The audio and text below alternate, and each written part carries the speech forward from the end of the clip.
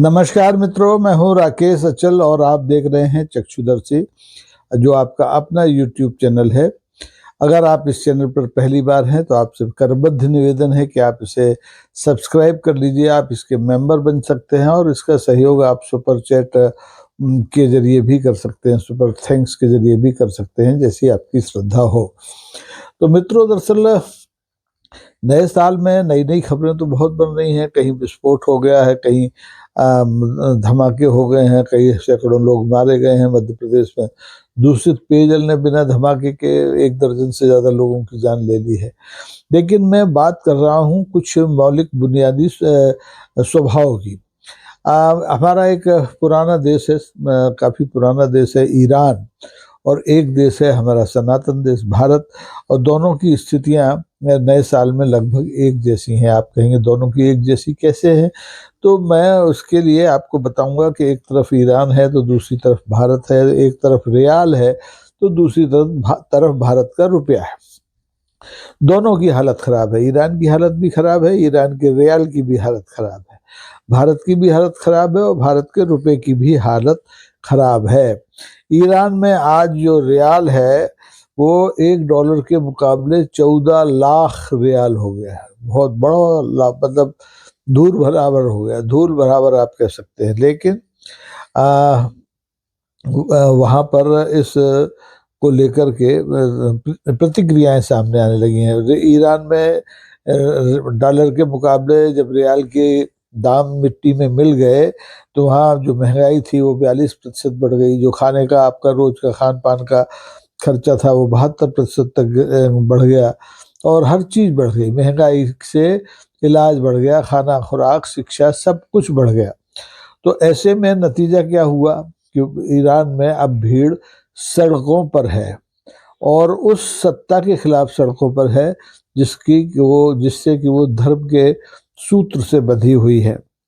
वहां जब सड़क भीड़ पर आई तो जो वहां की केंद्रीय बैंक होती है उसके प्रमुख ने इस्तीफा दे दिया और सरकार से अब वहां पर खुला हिसाब मांगा जा रहा है कि क्या वजह है। आप बताइए कि डॉलर के मुकाबले रियाल 14 लाख रियाल नीचे चला गया।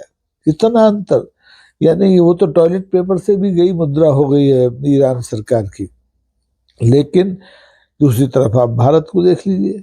भारत में भी 10 साल का अगर आप हिसाब देखेंगे तो भारतीय मुद्रा जो रुपया है उसकी सेहत में लगातार गिरावट आ रही है। अब आप कहेंगे कैसे गिरावट आ रही है? तो उसके लिए आपको आंकड़ों पर जाना पड़ेगा। एक जमाने में जब डॉक्टर मनमोहन सिंह इस देश के प्रधानमंत्री हुआ करते थे तो डॉलर की गिरती हुई कीमत पर तब के विपक्ष ने बड़ा तंज कसा था कि ये तो डॉक्टर मनमोहन सिंह की उम्र को छूकर मानेगा। पुरानी बात है। और ये भी कहा गया था कि जब किसी भी मुद्रा की कीमत गिरती है डॉलर के मुकाबले तो उस देश की प्रतिष्ठा खराब होती है। अब क्या हो रहा है? 2014 में भारतीय जनता पार्टी ढोल बजाकर अच्छे दिनों के ख्वाब दिखाकर सत्ता में आई और तब से 2026 अब शुरू हो गया है। 11 साल पूरे हो गए हैं, लेकिन भारतीय मुद्रा की सेहत का इलाज इस सरकार के हाथ में भी नहीं है। अब ये 90 पार कर गया है। 2014 में जब कांग्रेस की सरकार हटी और भारतीय जनता पार्टी की सरकार आई तब भारतीय मुद्रा $1 के मुकाबले 60 रुपए की थी। यानी $1 में हमारा 60 रुपया मिलता था हमको। फिर ये 2016 में कीमत बढ़ी, गिरी और गिरी तो 66 का हो गया और नीचे गिरी। 18 में 74 का हो गया, 20 में 76 का हो गया, 22 में 82 रुपये, $1 के मुकाबले 82 रुपये हो गया। और आज आपको मालूम है कि हम 90 पार कर चुके हैं, 91-92 के बीच में झूल रहे हैं। यानी हमारी हालत रियाल जैसी होती जा रही है। अब रियाल की स्थिति में आने में कोई कसर नहीं रखी है सरकार ने। लगातार गिरावट आई है और इसको पूरा औसत देखें तो पिछले 10 साल में भारतीय मुद्रा जो है रुपया उसकी कीमत में 40% की गिरावट आई है। अब ये हमारे मौजूदा प्रधानमंत्री की उम्र को भी पार कर गया है और इससे देश की प्रतिष्ठा भी नहीं गिरी है। मजे की बात ही देखिए, देश विश्वगुरु बना हुआ है, महंगाई चरम पर है, शिक्षा स्वास्थ्य सब कुछ महंगा हो गया है, लेकिन मजाल है कि कोई उफ करे। पेट्रोल के दाम आप देख लीजिए, गैस के दाम देख लीजिए, दवाओं के दाम देख लीजिए, पढ़ाई लिखाई का खर्चा देख लीजिए, इलाज का खर्चा देख लीजिए, सब कुछ महंगा हो गया है। और ऊपर से टैक्स है, कभी सेस है, कभी सरचार्ज है। लेकिन हमारी जनता ईरान की जनता नहीं है, खामोश बैठी है, भक्ति भाव में डूबी है, कांवड़ियों की तरह मेहनत कर रही है। उसका क्योंकि उसका जो धर्म है वो खतरे में पड़ा हुआ है, उसे धर्म को बचाना है। इसलिए उसे न रुपए की चिंता है, न महंगाई की चिंता है, और न ही उसके पास कोई प्रतिकार बचा हुआ है। लगता है जैसे भारत की जनता परम संतोषी जनता है, उसके पास न कोई प्रदर्शन करने की ताकत है, न विरोध करने की ताकत है, न उसके पास ऐसे नैतिक लोग बचे हैं जो इस जिम्मेदारी को अपने कंधों पर लें कि हाँ साहब, रुपए की सेहत हमारी वजह से गिरी है तो हम इस्तीफा दे दें। न हमारी भारतीय रिजर्व बैंक का कोई आदमी इस्तीफा देगा, न हमारे उद्योग मंत्री, अर्थशास्त्री जो होते हैं वो इस्तीफा देंगे, न नीति आयोग देगा, कोई इस्तीफा नहीं देगा। महंगाई बढ़ रही है, बढ़ती जाए, रुपए की कीमत डॉलर के मुकाबले गिर रही है, गिरती जाए, किसी से कोई लेना देना नहीं। तो अब क्या आप ये कहेंगे कि भारत में महंगाई कोई समस्या नहीं रही? तो लगता तो ऐसे ही है कि भारत में महंगाई कोई समस्या नहीं है, बल्कि सरकार ने महंगाई को एक संस्कृति बना दिया है। जो हमारे अंधभक्त भाई लोग हैं, बड़ी तादाद में तो नहीं है लेकिन 30-32% तो हैं, वो तो कहते हैं हम 500 रुपये लीटर ले लेंगे, पेट्रोल खरीद लेंगे, लेकिन भारतीय जनता पार्टी की मोदी सरकार को परेशान नहीं होने देंगे। वो जो हो रहा है होने दीजिए, इससे कोई फर्क नहीं पड़ता है। जनता सवाल करती है तो कोई जवाब नहीं देता, और सवाल करने से आपकी समस्याएं हल होती नहीं, क्योंकि कोई जिम्मेदारी लेने के लिए इसका जो तैयार ही नहीं है। तो भारत में सभी जगह यही हाल है, मतलब ईरान जैसी हालत है, लेकिन चुप्पी है, खामोशी है, कोई सड़क पर नहीं आना चाहता। और यही जो चुप्पी है, ये भारतीय लोकतंत्र की सबसे बड़ी दुश्मन मानी जा सकती है, मानी जा रही है। क्योंकि इस चुप्पी से जो हमारे लोकतंत्र में तानाशाही की वृत्ति है, ये तेजी से मजबूत हो रही है। तेजी से जो हमारा समरसता का स्वभाव था लोकतंत्र का, तो वो कमजोर पड़ रहा है। हम संविधान से ऊपर होते जा रहे हैं, संविधान नीचे होता जा रहा है। हमारी न्यायपालिका डरी हुई सी लगती है, उस पर जूते उछाले जा रहे हैं, लेकिन उस पर कोई फर्क नहीं पड़ रहा। वो अपने काम काज को सुधारने के लिए तैयार नहीं है। तो ऐसी स्थिति में क्या कहेंगे कि ये मुद्दा केवल एक संकट नहीं है, एक हकीकत है। और इससे जो चेतना का संकट है पूरी दुनिया में उतना गंभीर नहीं है जितना कि भारत में है। क्योंकि आपने देखा कि जहाँ जहाँ व्यवस्थाएं गड़बड़ाई हैं, जहाँ जहाँ नेतृत्व गैर जिम्मेदार हुआ है, वहाँ वहाँ आबादी ने, वहाँ की जनता ने अपने सरकार को या तो पटरी पे लाने की कोशिश की है सड़कों पर आकर के, या फिर सरकार को बदल दिया है, तंत्र को बदल दिया है। छोटा सा देश, चाहे नेपाल हो, चाहे बांग्लादेश हो, चाहे श्रीलंका हो, और अब तो ईरान, ईरान तो बड़ा देश है। 7वीं शताब्दी में इसमें बहुत बड़ी आबादी हुआ करती थी। ईरान की आबादी वैसे भी इस समय भी मेरे ख्याल से 92-93 मिलियन होगी, यानी कि 90-92 करोड़ के आसपास। और भारत की आबादी गजब, मतलब 140 करोड़ तो तब थी पिछली जनगणना के समय, अब तो और बढ़ के 150 करोड़ हो गई होगी। लेकिन यहाँ प्रतिकार एक तरह से शून्य हो गया है। कहीं कोई आपको प्रदर्शन नहीं दिखेगा, कहीं कोई आपको विरोध नहीं दिखेगा। और ये क्यों नहीं दिखेगा? क्योंकि अगर आप सरकार के खिलाफ प्रदर्शन करते हैं, सरकार के किसी फैसले का प्रतिकार करते हैं, तो आपको राष्ट्रद्रोही करार दे दिया जाता है, आपको राष्ट्रीय सुरक्षा के लिए खतरा मानकर जेलों में डाला जा सकता है।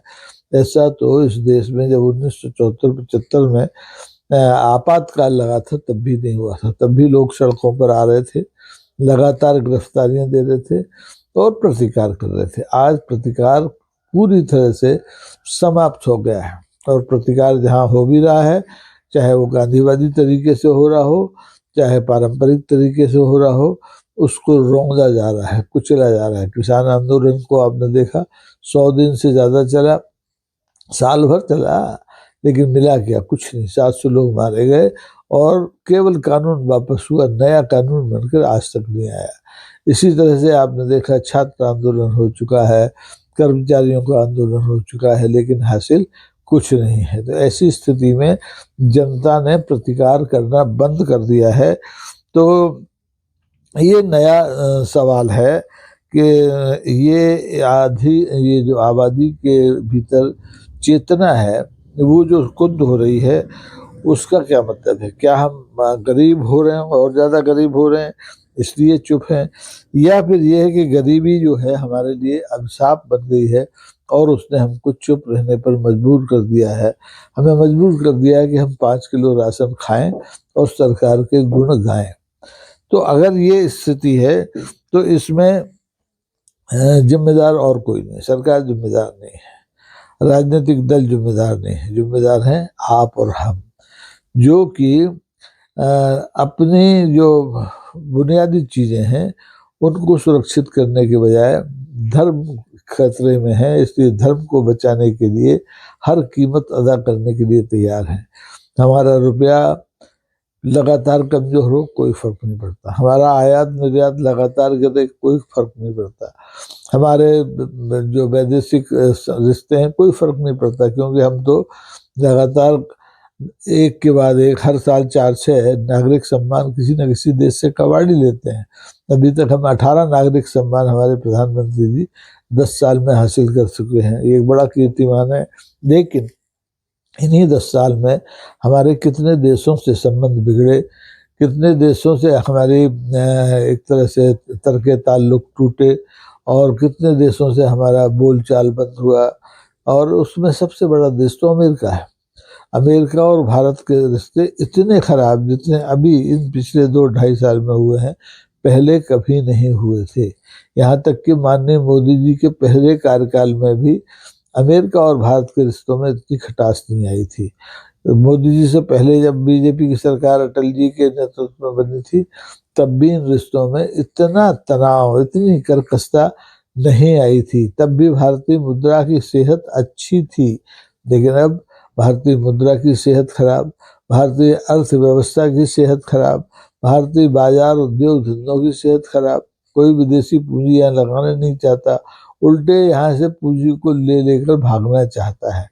तो ऐसे में मैं फिर कहूँगा कि हमारे लिए वो लोग ज़्यादा आदर्श हो सकते हैं जो सत्ता को चेताने के लिए, सत्ता को उसकी जिम्मेदारी का एहसास कराने के लिए सड़कों पर उतरते हैं। चाहे वो ईरान में उतरे, चाहे नेपाल में उतरे, चाहे बांग्लादेश में उतरे, चाहे पाकिस्तान में उतरे, चाहे श्रीलंका में उतरे, चाहे किसी भी दुनिया के किसी भी देश में उतरे, यहाँ तक कि अमेरिका में आप देखिए पिछले साल में आज के जो राष्ट्रपति हैं माननीय डोनाल्ड ट्रंप साहब, उनके फैसलों के खिलाफ कितनी खिलाफत हुई। लोग लाखों की संख्या में सड़कों पर निकले, लेकिन उन्होंने, जो अमेरिका की सरकार है, उन्होंने अपने राष्ट्र के हितों से समझौता नहीं किया।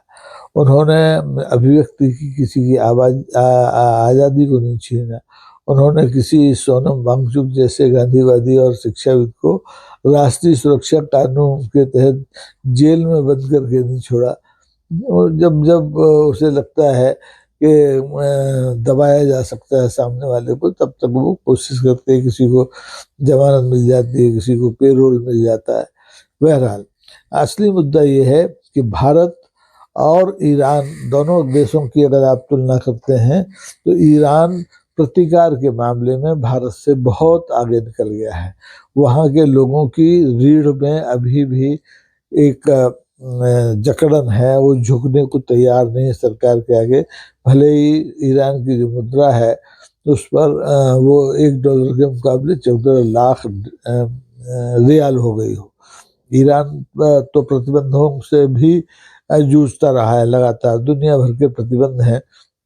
उसकी आमदनी का स्रोत जो है वो आपको सबको मालूम है, गैस और तेल के अलावा और कोई बहुत बड़ी चीज़ नहीं है। लेकिन भारत जैसे कृषि प्रधान देश में जहाँ ये प्रतिबंध भले ही अमेरिका ने अभी लगाए हों या और कोई देश लगा दें, ये बहुत खतरनाक है भारत के भविष्य के लिए। तो अब देखना है कि जैसे ईरान में रियाल बनाम सरकार हो रहा है, वैसा भारत में रुपया बनाम सरकार कब होगा, या इसको भी मैनेज कर लिया जाएगा, क्योंकि आजकल सरकारें चलाना, पार्टी चलाना, उसके लिए मैनेजमेंट बहुत जरूरी है, और वो पार्टी के पढ़े लिखे नेता अगर करेंगे तो और ज्यादा महत्वपूर्ण हो जाएगा। तो देखते रहिए, देश और दुनिया की हालत पर नजर रखिए, और कमेंट बॉक्स में इस पूरे प्रसंग पर अपना कमेंट जरूर दीजिए, क्योंकि आपके कमेंट्स को पढ़कर के ही हमारी समझ में आता है कि आगे और क्या सुधार किया जाए।